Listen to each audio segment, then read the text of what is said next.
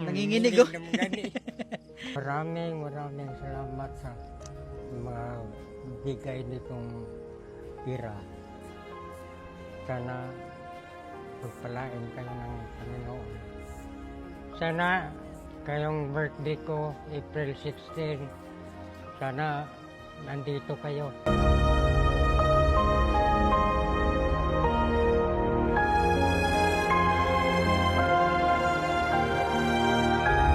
Sa buhay, minsan kailangan magtiis, pagsubok, hirap sa buhay. Ganito ang nararanasan ng isang tatay. Katawan na sobrang kati, halos puno na ang buong katawan. Parking tatay kung siya'y tawagin. Dahil sa pagsasaayos ng mga motor at sasakyan, napakadelikado ng kanyang trabaho. Dahil isang pagkakamali lang, pwede siyang mapahama. Pagsapit ng kanyang pag-uwi, mga barya, kanyang pinapapalitan ng papel na pera.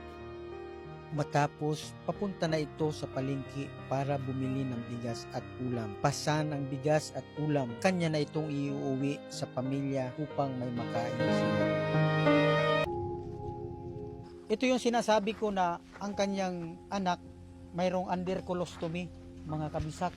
So yun, mayroon po siya dito sa tiyan, pero hindi ko ipapakita sa video kasi bawal po, mga kabisak. Sa comment section ko po, ipapakita ko sa inyo kung anong kalagayan ng kanyang bitoka dito. Walang butas ang kanyang puwet. Dito siya sa may tagiliran.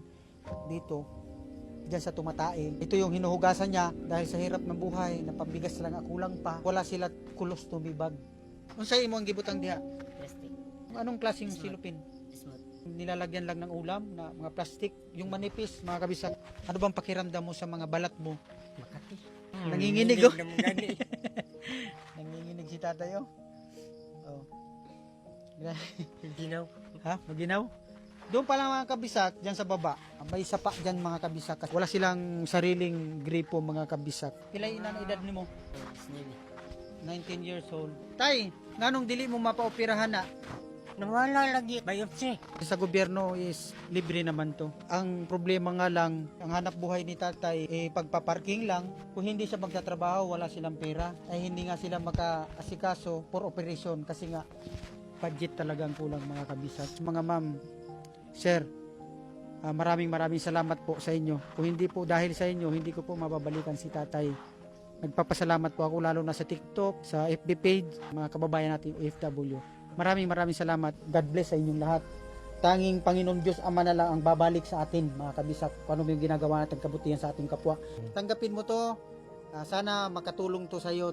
1, 2, 3, 4, 5,050. Maraming salamat sa mga bigay nitong pira.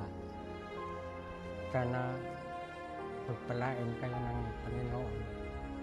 Sana kayong birthday ko, April 16, sana nandito kayo.